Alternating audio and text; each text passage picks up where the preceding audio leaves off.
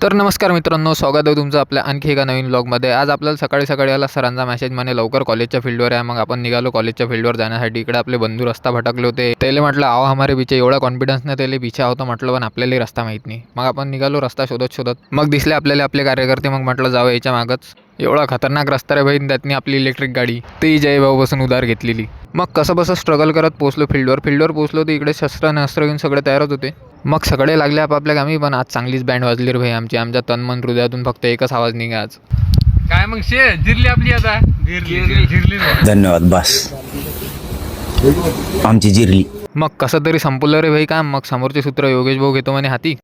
काय म्हणता पोट्टे हो, आलेलो आम्ही इकडं फील्डवर।